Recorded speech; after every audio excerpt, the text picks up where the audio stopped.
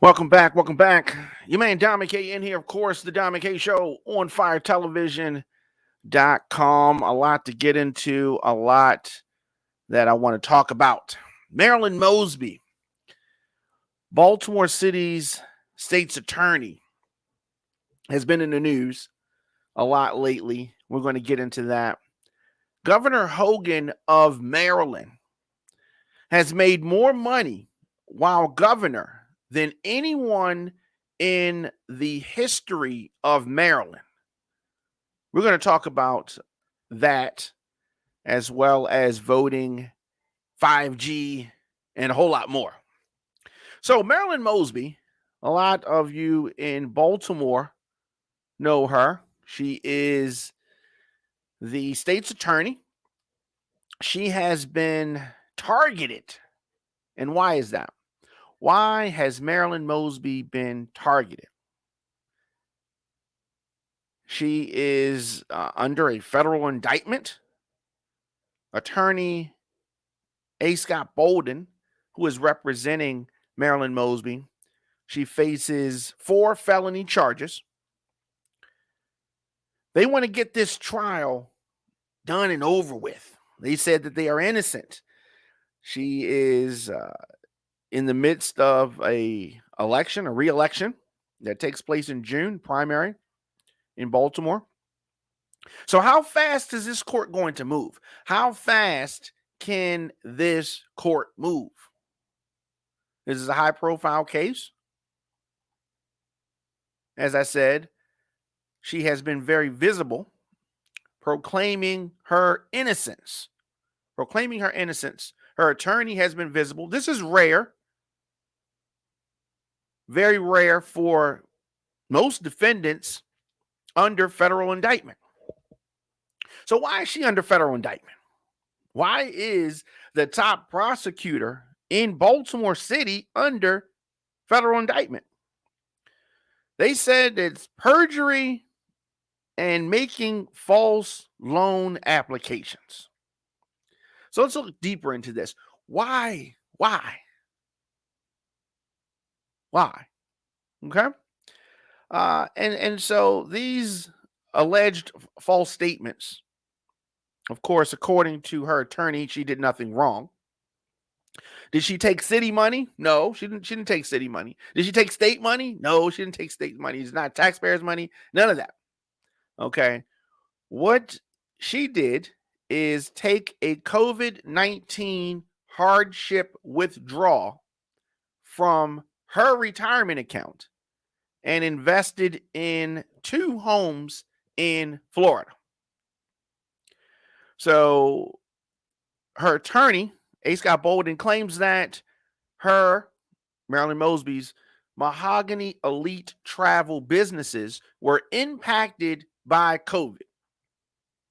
Now, a lot of conservative media outlets want to point out that previously Mosby stated that she had not made a dime from her businesses. So, opponents of Miss Mosby try to say, she had a business. She said that it wasn't making any money. So, what they fail to understand and they fail to realize is that this is not public money. This is from her retirement money. So yes, there are rules and regulations to when you can withdraw funds and what you can use those funds for, and all of that.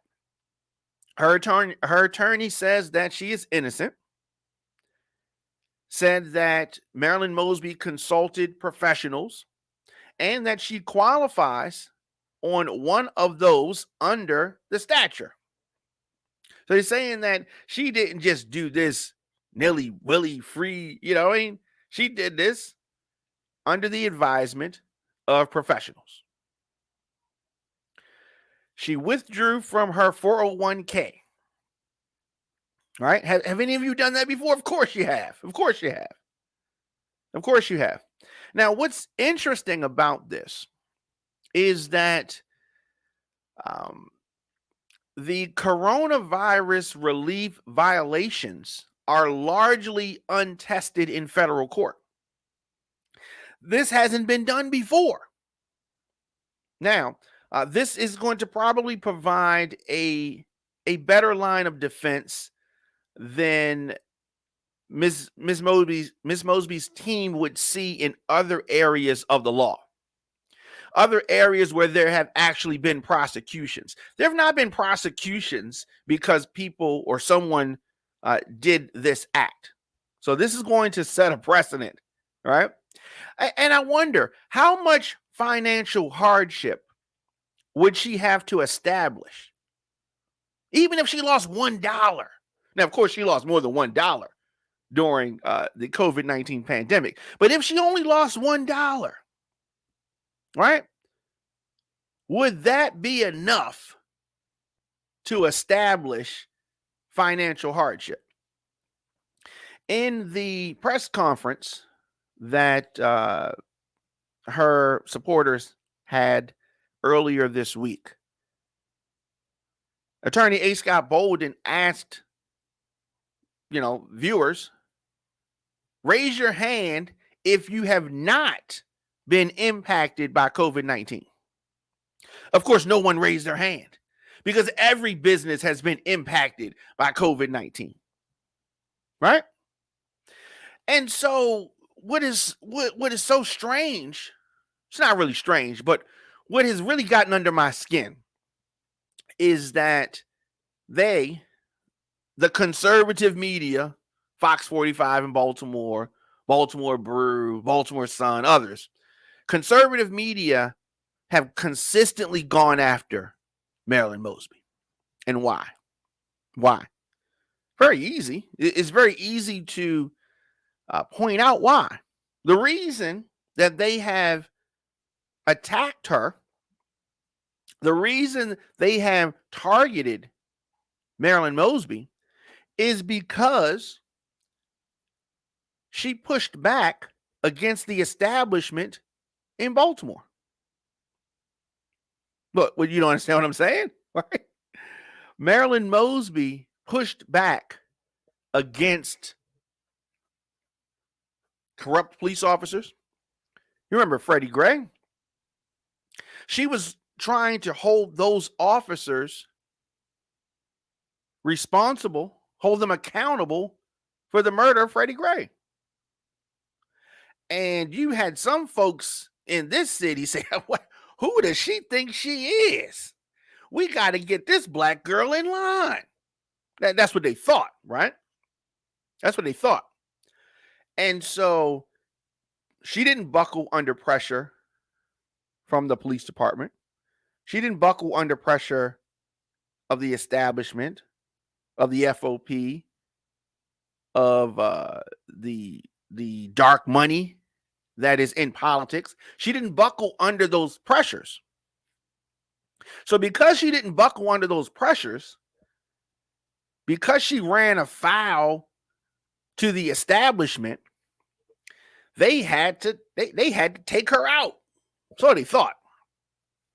So you have these conservative outlets. You have the Baltimore Brew. You have Fox 45. You have the Baltimore Sun. You have others, conservatives, opponents of hers. Start investigating her, right? Who does this black woman think she is, challenging the establishment in Baltimore? So you've had this consistent history. We have many examples of these same people going after other black politicians in Baltimore. And what is so alarming is that we're talking about female politicians. The cornerstone of the Democratic Party, black women, right? And for too long, we've just sat back and watched this happen. Now, I know what some of you are going to say. They did something wrong. And they have to be held accountable. And that's fine. You can say that. But this has to be relative. But this has to be across the board, right? We can't just only target black women in power who are progressive and trying to make a difference. We can't only target them. We're going to get to Governor Hogan and all of his businesses. And we're going to get into Governor Hogan and the fact that he's made more money while governor than anyone in the history of Maryland. We're going to get into him in a minute. And then I'm going to talk about fairness. I'm going to talk about equal under the law. I'm going to talk about the big problem that we have in this country. We're going to talk about that. So anyway, Marilyn Mosby and her attorney, A. Scott Bolden, they are pushing for a trial in 70 days. They're pushing for a trial in 70 days. Now, you may say, that's fast. What? Pushing for a trial in 70 days? The reason why they're pushing for the trial so quickly is because they do not want this, what they call bogus set of charges, to affect the political outcome of this race.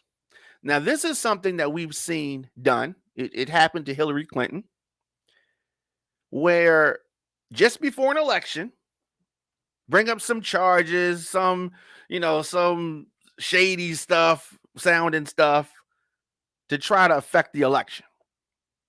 They wanted to get this done 5 months before the primary in Baltimore because they're trying to affect the outcome of the election.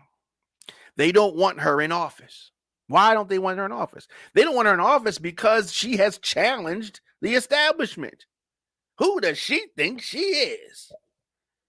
That's what this is about. She's made some enemies. She has.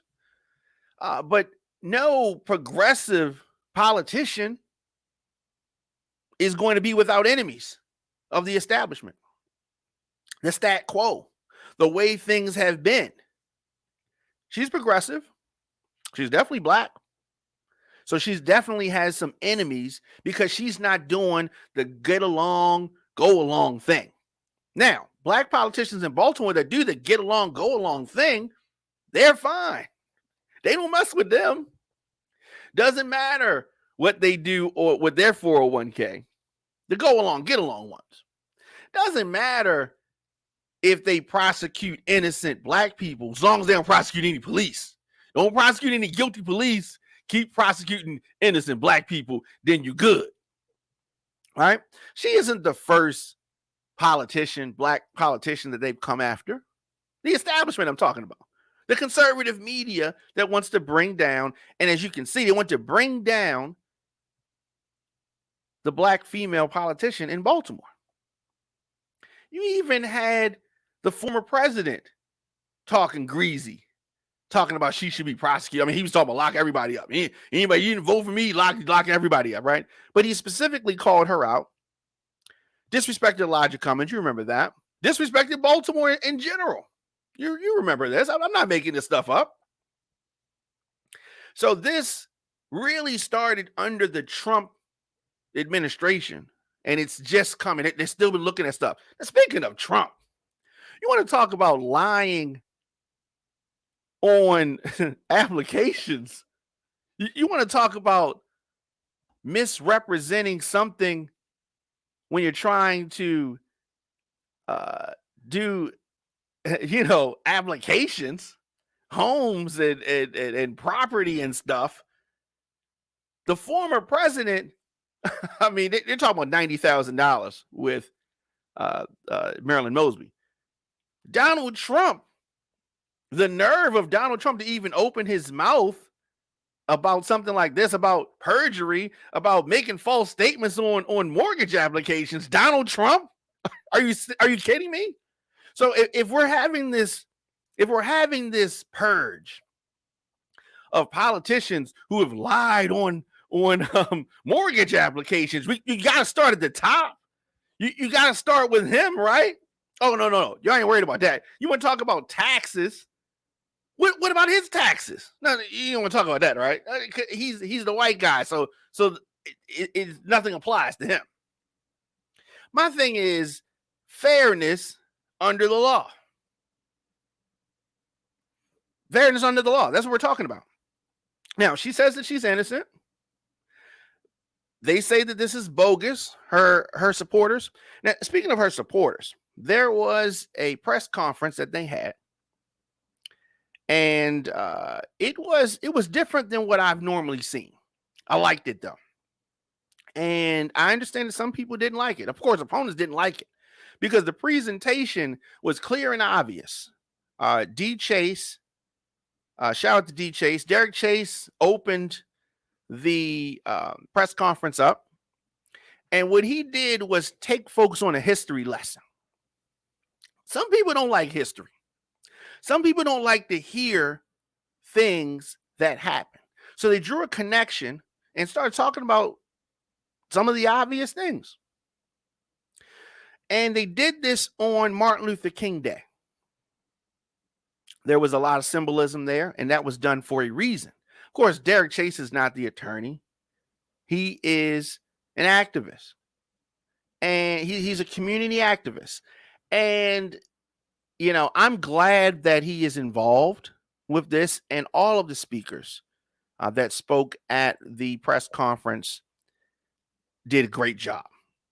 They gave a different perspective, their relationship with Marilyn Mosby, and talked about the fight. Because this is a fight. This is a fight. This is a fight against the establishment and the people.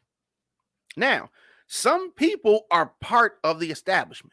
Some people are pawns of the establishment. And some people need to be awakened to what is happening. It should be clear and obvious. It should be clear and obvious. But sometimes these things have to be spelled out. So when I've talked about Marilyn Mosby, no one is without criticism, right? What I thought that she's needed to do a better job at is conveying the reasons that she's made some of the moves that she's made. But she's a prosecutor, right? She's not a commentator. I'm a commentator, right? That's not her forte, right? Most politicians aren't a talk show host, right? So they may not have the level of communication that I may want, right? But I saw what she was trying to do. And Derek Chase, D Chase, laid it out during the press conference when he was talking about the mass incarceration of black people for, you know, minor weed offenses and small amounts of drugs. Weed that we're talking about now, you have a lot of people making a big money off stuff that people are in jail for. That's changing the status quo, changing what has been done. So you have this, and we have Baltimore that has, this was also laid out in the press conference, the same amount of murders now that we had 50 years ago. And you have many people trying to blame one or two politicians when this problem, this tragedy existed before them. This is a systemic thing, part of the establishment. You put a Republican or a Democrat in Baltimore City as the mayor right now, and we are still going to have the same amount of murders that we have until we change the culture. It's bigger than who's sitting in City Hall. That's not what is affecting the murder rate. But you have a lot of politicians who people make scapegoats. Oh, Brandon Scott, is his fault that the murder rate is what it is. The police chief, the prosecutor, all of these things. So we have a lot of things that are confusing the real issues. And then nothing ever changes. Some people don't like politics because they don't see anything getting done. We're going to talk about some of the gridlock in D.C. We're going to get into that a little bit later with regards to voting rights and the such. But I'm talking about Marilyn Mosby and the fact that she was targeted for a reason. She was targeted for a reason. Now, the 70-day timeline that they're trying to get this trial done Is it possible?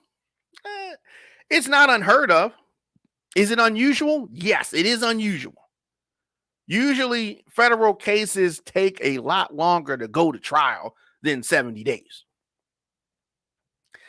Attorney Mosby has a whole lot to lose, and it seems to benefit her to get this trial case done and a final resolution made as quickly as possible. It's to her benefit. The potential impact of the pandemic on the trial date, that is something that we have to take into account.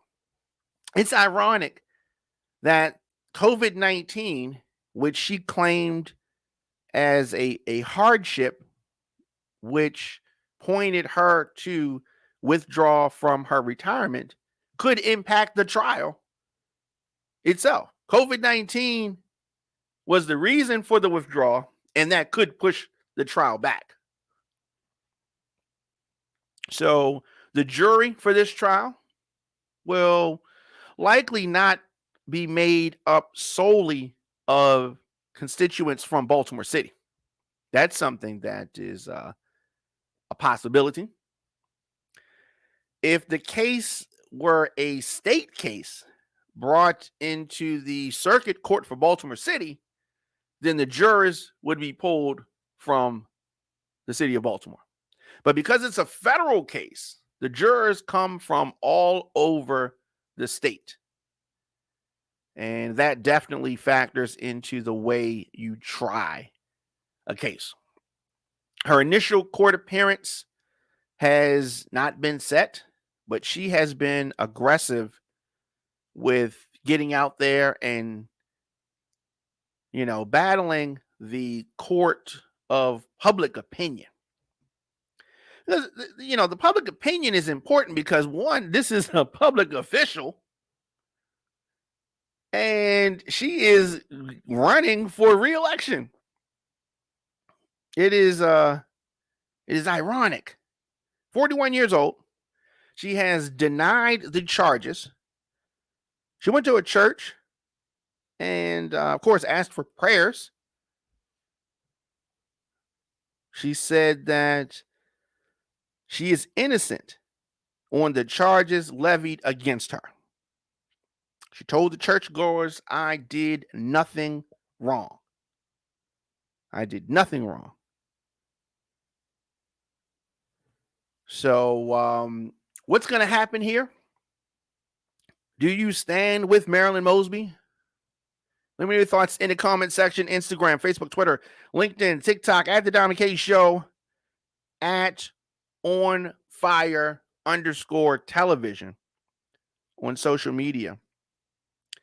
She used her retirement funds. That's the best that they got. That's all that they could come up with. Now, if convicted, she's facing some time, but I don't think this is about that. I think this is about besmirching her name, getting her out of office. I think that that's what this is about. And can she survive this? It is definitely possible. She's taking on a different stance than a lot of people would do. She is. You frequently hear me talk about conservative media, and I'm going to talk about them for a minute. Conservative media ignores what these white conservative politicians do. And we're going to talk about Larry Hogan in a minute.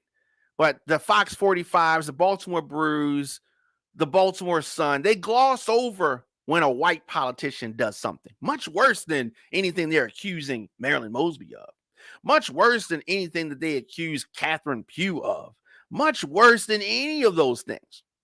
But they get off on taking down black politicians.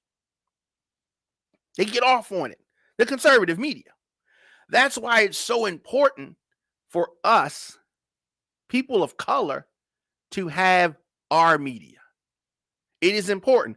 I'm going to talk about Larry Hogan in a minute and how he has made more money while governor than anybody else in the history of the state of Maryland.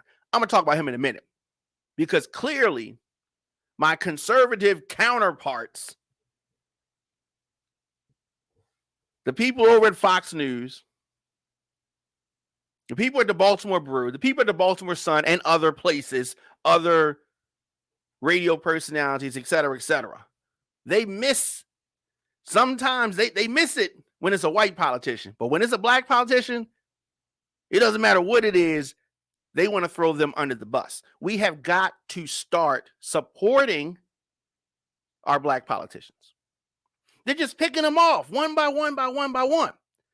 I thought one of the most powerful things that was said during the press conference was it could be you next. Next time it could be you. All these politicians who are black, who see it happening, but don't say anything, you could be next. Right? And you're going to want people to support you. Whether or not you agree with everything that the prosecutor has done. And let's keep in mind, she's not a saint. She is a prosecutor, right? She is somebody who brings cases against folks who commit crimes, right? She ain't no saint from that standpoint. She's someone who holds people accountable, right?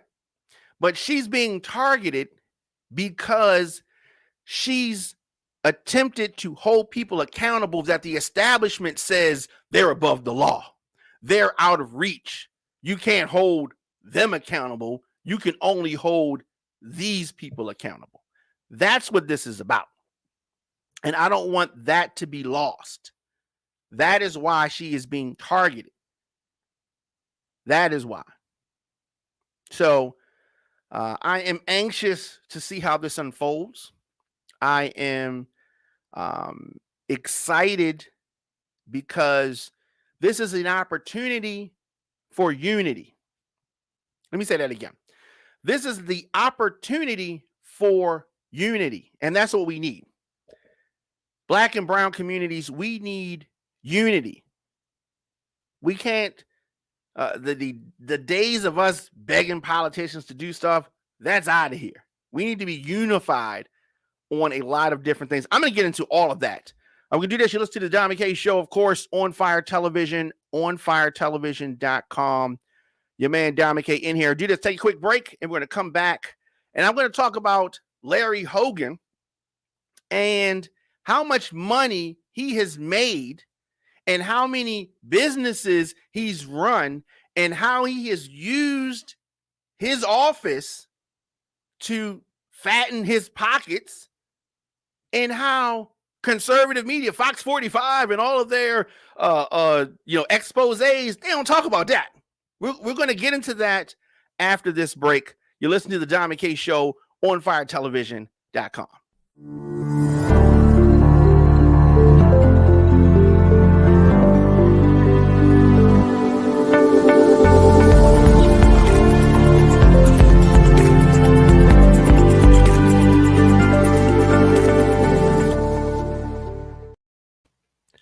Welcome back. You man, Diamond K in here. Of course, the Diamond K Show sponsored by Tasty Moscato. If you could pour sexy into a glass, this would be it. This smooth, seductive Moscato wine blended with vanilla takes your palate to a whole nother level of taste me. Unlike most, Tasty Moscato can be deliciously paired with a variety of meats, cheeses, veggies, as well as desserts. It's the sweet taste of luxury that you've been craving. It is Tasty Moscato, and you can visit them on social media, Tasty Moscato. Now, I was talking about Marilyn Mosby, Attorney Mosby, and what the conservative media, the establishment, the folks that are angry at her for having the audacity to hold police officers accountable for their crimes. How dare she? And, I could not, I had to, take a break first before we get into this Governor Larry Hogan thing. Look at some of these comments first. Let's see what we got here. All right, so Vera Mickey says, but Hillary was no saint at all. She was not for black folks. I wouldn't compare her with Mosby. Now, Vera, the reason why I brought up Hillary, not to try to say that the two women are the same. I was talking about the tactics that were used to take them down and to discredit them before an election. Now, yes, Hillary is not the same type of politician, but bringing charges or bringing, making some announcement of some, alleged crime right before an election, that's what I'm talking about. Dirty tricks. That's what I'm talking about. But thank you, Vera, for that. And, respond to me if you have, a rebuttal to that. Also, she says Fox 45 are bullies. Absolutely. I agree with that 100%. They are bullies and they have to be called out on their stuff. Fox 45 has to be called out on their stuff. All right. And so I'm just looking at this. I wouldn't blame this on Trump, and I'm not a Trump supporter. Now, when I said this, now, mentioning Trump, because he's such a crybaby, he has people, whenever you mention him, you're blaming Trump. No, I'm not blaming Trump per se. What I'm saying is stating the obvious. All of this hoopla started when he was president, and he's called out and said different things. Just like Kaepernick, Trump said stuff. I mean, he interjects himself in stuff. And then when he is called out for interjecting and stuff, you can't go back and say, oh, you blaming Trump. No, he ran his mouth. That's why I said it, because he ran his mouth. So tell your boy stop running his mouth. And Lil John from East Baltimore says, hell yeah, I stand with her. Shout out to you, Lil John from East Baltimore. Let me tell you the crazy thing about Baltimore. So a lot of people don't know this. Baltimore is, they say it's a small place. It's funny though, because so you have East and West Baltimore, not far apart, but they are so different. So I grew up in West Baltimore, and we didn't go on the east side like that. Like, we did not go on the east side like that. And I have folks that I know that grew up in East Baltimore that don't go on the west side like that, don't like to go on the west side like that, get lost on the west side. It's a super funny thing. And I'm sure that many cities are like that. But Baltimore, East and West, totally different. Now, I say this, totally different. And we'll talk about each other. Oh, that's some east side stuff. Well, that's some west side stuff. Out of town, though, in other cities, one Baltimore, okay? You don't matter where you from east or where you from west. When you're out of town, it's just Baltimore. But in town, dissect it up into little groups. All right, we're going to keep this thing moving. Okay, so I'm All Natural said, so if black politicians commit crimes, it's supposed to not be talked about. My whole thing is don't do it. Now, I feel you on that. And that's a fair statement, and I don't want it to come out like that's what I'm saying. What I'm saying is this: don't only call out the black politicians. Now, if you can call somebody else that did something wrong, right? But don't only call out them, right? So let's say you got a son and you got a daughter, right? Daughter does stuff wrong, son does stuff wrong. But the only time that anybody ever gets in trouble is the son, right? Only the son gets in trouble. Son gets punished. Son gets his, computer taken away. Son gets his cell phone taken away. The girl, she does whatever. She had little niggas in the house. She be on the phone late. She be sneaking out the window. You don't say nothing, but you only say something to the son. That's a problem, right? That's a problem. And that's what I'm talking about. I'm talking about, you want to call people out when they do something wrong, we should do that. But let's do that across the board, right? Let's do that across the board. And that's not what happens. That's not what happens. That's all I'm saying. Let's do this across the board and let's hold folks accountable. Now, speaking of accountability, speaking of folks doing stuff wrong, there's this guy, Maryland's governor, Larry Hogan. Okay. And I have talked about him. For some reason, he was able to fool a lot of people in the city of Baltimore, right? For years, several years, the never Trump Republicans have tried to get Larry Hogan to run for president. Larry Hogan can't be president, and he knows it, and he don't want to be president. Not really, right? He's making too much money being a governor, even though that time's almost up. Thank goodness. But anyway, he's a popular governor, one of the most popular in America. He's widely viewed as a moderate. But if you dig deeper, and you don't have to dig that deep, right? Hogan tries to act like he doesn't have anything in common with Donald Trump, but they actually have a lot in common. Both of them are real estate executives. Both of them have refused to relinquish their private businesses while in office. And just like Donald Trump maintained ownership of the Trump Organization while he was president, Larry Hogan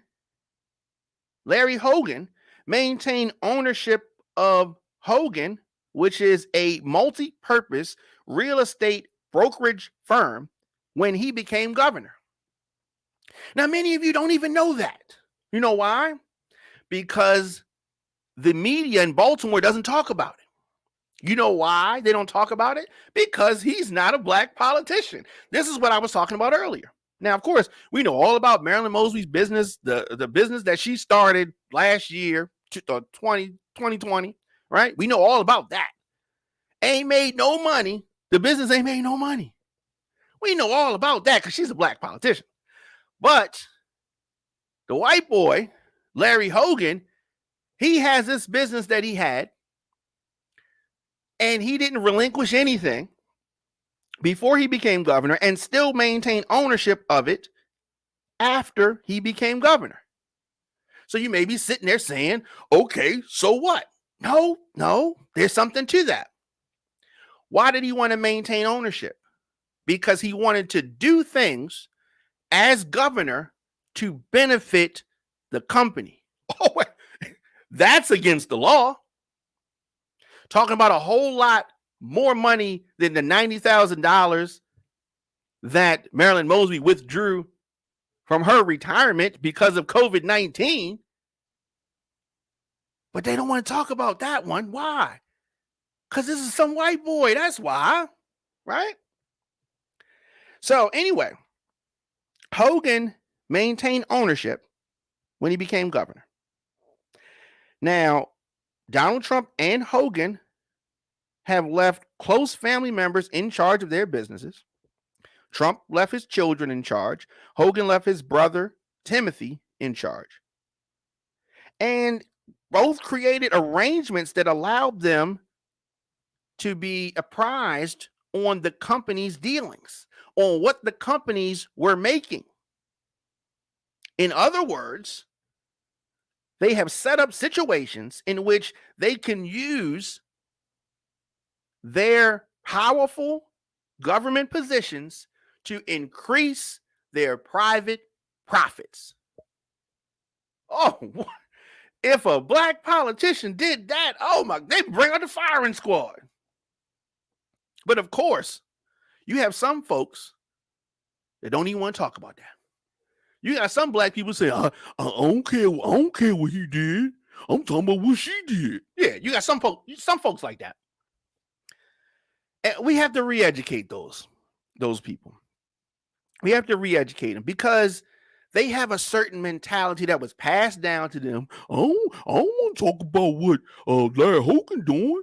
I like Larry Hogan. Right? You got some folks that's like that. We got to re-educate them. They don't understand. So, as governor, one of Hogan's signature policies has been to expand state spending on roads, highways, bridges. at the expense of mass transit. His most controversial thing was canceling the red line. Does anybody remember that? Oh, I guess that was a long time ago. Y'all remember that. Canceling the red line. Now, you may not know what the red line is. Let me remind you. It was a planned $2.9 billion metro rail line that was going to run through Baltimore, for which the state had already acquired the land. They already had it. It was already in motion. Oh no, Larry Hogan wasn't having none of that. He's got a real estate business and he needs to funnel some money. Now, in the process, Hogan gave up $900 million in federal aid from the Obama administration. Right? Now, to their credit, the Baltimore Sun said this: Hogan freed up hundreds of millions of dollars he planned to use to undertake a significant shift in the state's transportation priorities from public transit to road projects. Now, why is this important? Because remember, I said that he has real estate. So if he's redirecting things, how does this benefit him? Maybe you want to know that. Maybe you want to know, how does Hogan benefit from these underhanded, shady dealings? Hogan advanced a number of major state transportation projects that are near properties that his company owns. So he's building up roads and bridges that lead to his properties, right? If he wasn't governor, these things wouldn't have happened. These things would not have benefited him. But, of course, he's governor, and he's doing that because he can. Now, before canceling the red line, he approved construction of an interchange down the road from his parcel of land that his company controlled. So there's some stuff that they were going to build. They had this land, and he's setting things up. Setting himself up, right? That's what a lot of politicians do. Later, he approved millions of dollars in road and sidewalk improvements.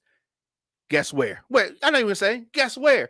Near his property, right? You can drive on a whole lot of streets around this state, but if they ain't near his property, they might not have been worked on. They might have not been worked on. He had bought approximately 2 years earlier this location.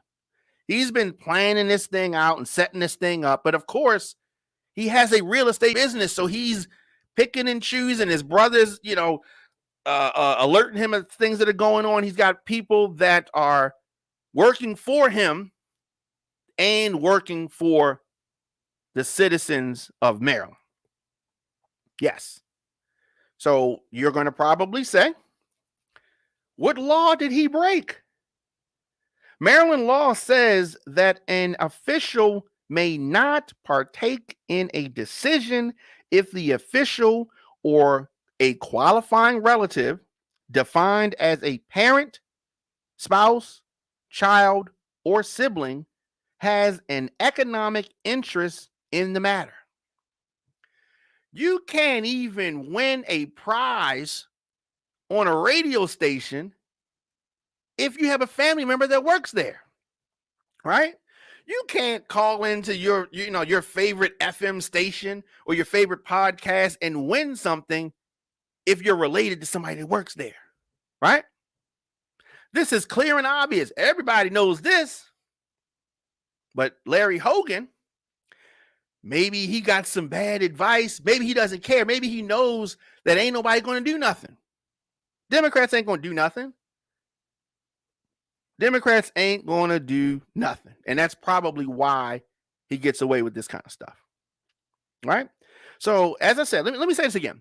The Maryland law says that an official may not partake in a decision if the official or a qualifying relative, family member, defined as a parent, spouse, child, or sibling, has an economic interest in the matter and the official or employee knows of that interest. Now, that applies to Larry Hogan like a mug. These decisions certainly seem to implicate the stature. No? I mean, it's clear and obvious. Just tuning in, it's your man Diamond K in here, the Diamond K Show on Fire Television, onfiretelevision.com. It looks to me like there is credible evidence of a violation. But Fox 45, I'm sure they didn't get that. Through Vignaraja, they ain't going to talk to him about that. What's the old police chief today that Fox 45, brings out every now and then? I can't even remember his name. They ain't going to talk to none of them about that. They ain't got nothing to say about that. This is fine for them. Right? So there's more. There's more to it. Let's bring Larry Hogan on the screen. Right? So Hogan's real estate business has only grown while he's been in office. In 2014, the year before he became governor, his company had ownership in 30 real estate LLCs, according to his financial disclosure forms. All right. So before he got in office, he had 30. Now he has 43. Whoa, wait, slow down, Playboy. Right now he has 43. Hogan's business is currently selling or leasing more than 20 properties throughout the state of Maryland, according to his own website. Public information. He don't care if y'all know. Y'all ain't going to do nothing to him because he's not black. But if he was black, they trotted Sheila Dixon out for some gift cards in Target. You understand what this white guy's getting away with? Nobody's saying nothing. Nobody's saying nothing. I got to tell y'all, right? I got to tell y'all. Now, Hogan has not revealed payments that he has received from specific real estate transactions while in office. He's doing it. He's letting you know, but he ain't telling you what he made. He's getting paid by developers across the state of Maryland. Right? Now, he's in charge of regulating in one way or another these same people. This is much worse than Marilyn Mosby taking out $90,000 from her retirement because of COVID-19. Actually, the audacity, Larry Hogan is one of the people talking trash about Attorney Mosby. Talk trash about Baltimore. Talk trash about Mayor Brandon Scott. So he just talks trash about Baltimore in general. And yes, Baltimore has a lot of issues. Baltimore had, just like any other city, Baltimore has seen a rise in crime. Baltimore has seen a rise in murders. Now, it is not exclusive to Baltimore. There are other cities that have a higher murder rate than there is in Baltimore. But let us continue. Let us continue.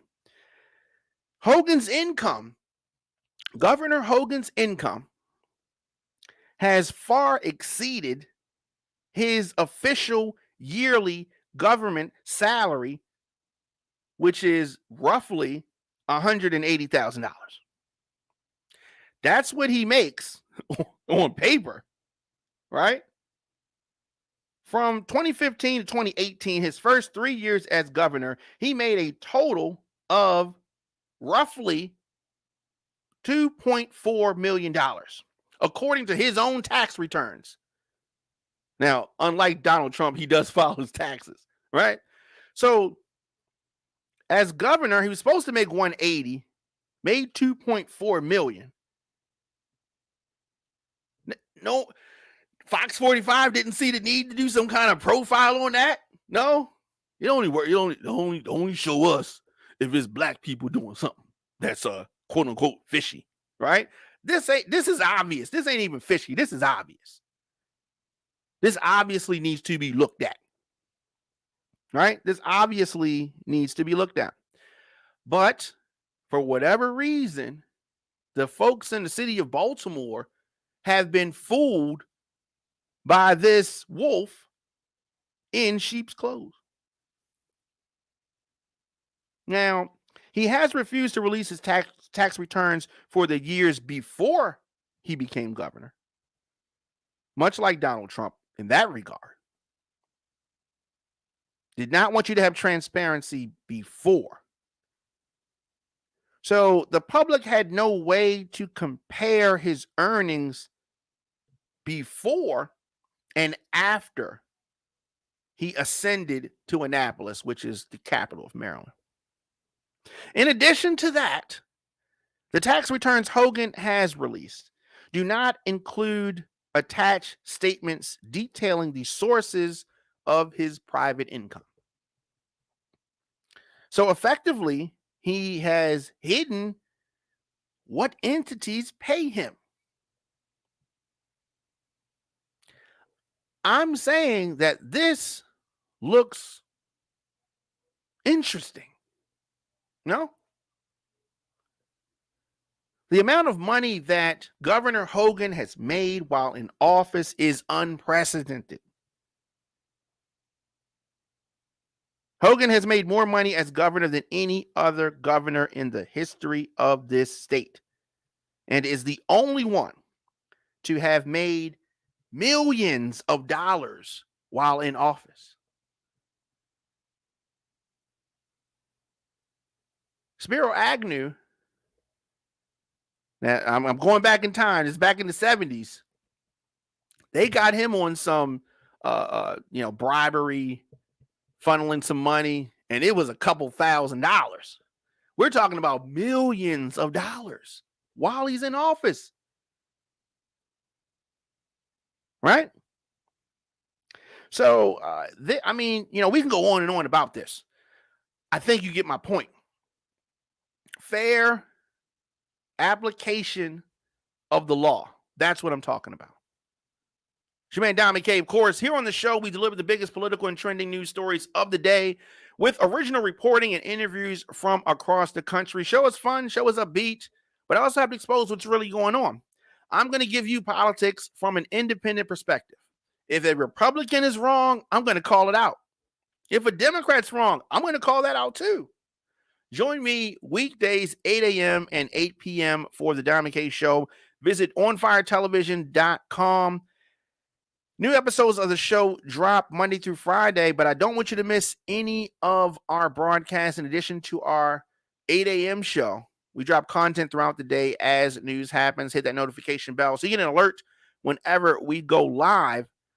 Diamond K Show is an On Fire Television production. You can get our program on demand on the WRF Radio app, Apple Podcasts, Spotify, Stitcher, iHeartRadio, Google Podcasts, of course, YouTube.com/DJ Diamond K. You can scroll your timeline, attend a Zoom meeting on mute, do some online shopping while listening to the Diamond K Show. On Fire Television is an advertiser-supported audio and video network. Get breaking news, podcasts, TV shows covering topics that are important to our culture.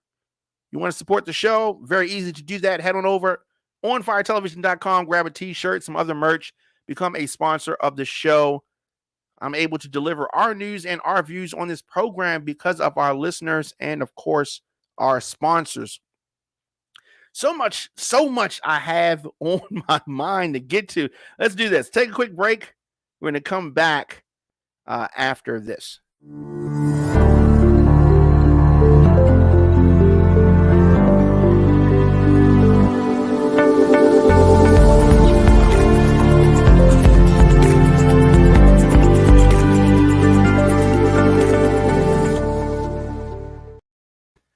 Welcome back. You man, Diamond K in here, of course, the Diamond K Show on firetelevision.com. Now, you've been hearing folks talk about it. They've been talking about it, 5G, right? Airlines cancel some flights after the reduced 5G rollout here in the United States. Some flights were canceled today, even after AT&T and Verizon scaled back the rollout of the high-speed wireless service that they say could interfere with aircraft technology that measures altitude.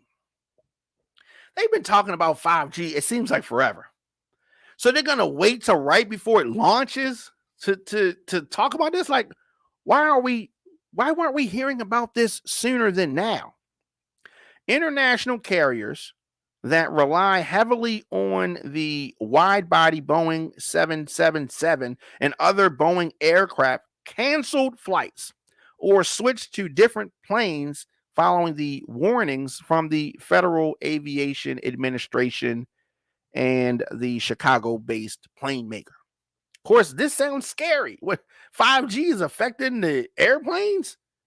Airlines that fly or mostly fly Airbus jets, including Air France and Ireland's planes, seem less affected by the new 5G service. And of course, 5G is saying, look, we've done this around the world. It wasn't no problem. Why y'all giving us grief? Airlines canceled more than 300 flights today, less than 5% of the U.S. total, according to Flight Aware. That was far less disruptive than the Christmas, New Year's Eve travel season, which peaked around 13%. So those are flights that were canceled due to the winter storms and workers that were out for COVID-19. So I don't know what's going to happen with this. They said that it affects something, and I guess we're going to have to work this out. Maybe the towers have to be moved, something. But why did they not talk about this and get this together sooner than the launch day? Is that too much to ask for? Getting something together before the launch day? Of course. Also, the Senate debates this fight to end the voting bill filibuster. One thing that has people frustrated about politics is gridlock. And that's what DC has. Whole bunch of gridlock. Senators face off in a very emotional, raw debate on voting legislation that Democrats and civil rights leaders say is vital to protecting the democracy. But here's the thing, it is going to fail, most certainly, because they don't have the votes. So you may wonder, why are they bringing this to a vote if they don't have the votes? And here's the reason. They want to know where folks stand. It has been often talked about that Joe Manchin and Kyrsten Sinema don't support the president's agenda, which includes this voting rights. They say they support it, but they don't support it really, right? It needs to be bipartisan, which is just another way of just, pulling a tail. They don't really want to do it. And so they're trying to get rid of the filibuster and work around this. They'll work around it for other stuff, but not for voting rights. Because Sinema and Manchin really are Republicans. They're just wearing a Democrats outfit, but they're really Republicans. So they're not going to do anything to help the president. Now, Democrats, had they had a larger majority, they could have got stuff done without Sinema and Manchin, but that's not the case. So if Manchin and Sinema have been so vocal that they ain't with this voting rights stuff, they don't care about the president's agenda, President Biden's agenda, why are they taking this to the floor? You may ask. Why do they want to take this to a vote? That's because many civil rights and voting activists feel that there are more folks that are against voting rights, but we just don't know. So they want to take this to a vote to see where folks stand. Black people are going to vote regardless. Many people stood in line to vote for President Obama, long lines too. If you're excited about a candidate or you accept how important your vote is, it's not going to matter what obstacles they put in front of you. You're going to get out and you're going to vote because your vote is important. Now, there's a lot of foolishness going on. There's a lot of arguing going on. There's a lot of deception happening with vote. This election was stolen. It wasn't stolen. The big lie, the little lie, all that kind of stuff. But it is very important. It is very important who you vote for. And the thing is that the people who are trying to take away your vote, they don't really want you to vote. They want to make it so difficult and so complicated or just so frustrating that you don't go and vote. But you have to vote. You need to vote. You must vote. Now, despite this late push, President Biden has been unable to persuade Kyrsten Sinema or Joe Manchin to do anything. He's the president. He looks weak. He just looks weak. I mean, he's weak. Now, tomorrow is his 1 year in office. Him and Kamala Harris. That's what we're going to talk about tomorrow. 1 year into the Biden administration. Are we better off? Do you feel better? Are you worse? What kind of job do you think Joe Biden has done after 1 year? We're going to talk about that tomorrow on the Diamond K Show. I am always glad to come here and chop it up with folks. Of course, you can hit me up on social media. I love to go back and forth with folks. Join me as I unpack breaking news and issues affecting Americans weekdays, 8 a.m., 8 p.m. It's the Diamond K Show, Apple Podcasts, onfiretelevision.com, anywhere you get your shows. Like, subscribe, share. See you guys tomorrow.